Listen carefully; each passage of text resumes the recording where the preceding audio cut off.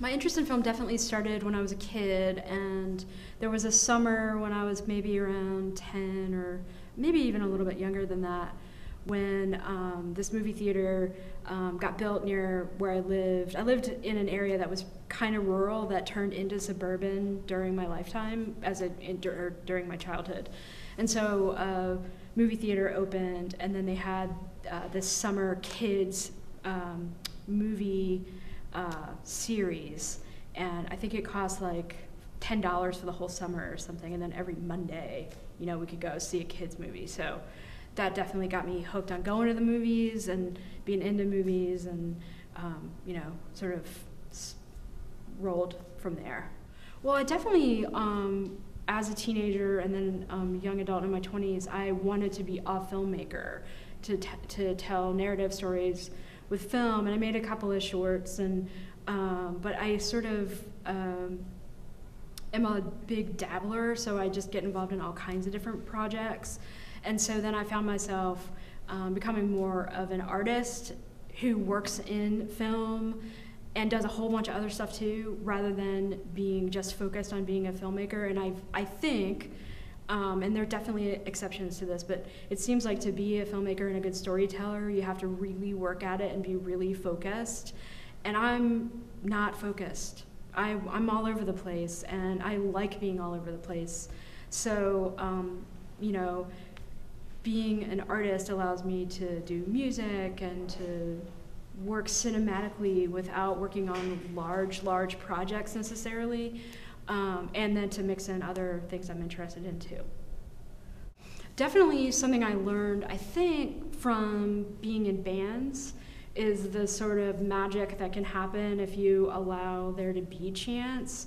I think I originally had an approach where you plan everything out, you try to avoid every mistake possible, you try to make everything as perfect as you want it to be, even if it's not about ultimate perfection, but having, a plan and sticking with the plan, and producing something that you envisioned in the beginning as close to that vision as you could get it. And then as I was performing more and more live with music, it sort of spilled over into other areas of my life, including art.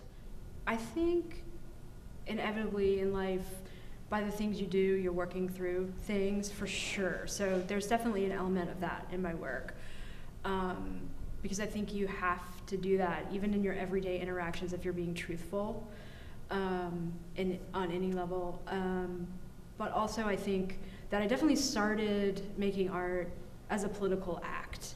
And so I don't see that as necessarily the only end now. I mean, when I started making art, it was about being political and being, a part of political actions and using art to further certain political goals. I think that those politics still exist in my art, but I don't think of it in the forefront of my work anymore. I try to combine a lot more personal and a lot more sort of media analysis and other things, intellectual concerns that I have in my work, but the politics are still there, Well, I think it's more nuanced, and I think it is, as people generally, we're more interested in stories and information about people than manifestos or just political statements or just political diatribe.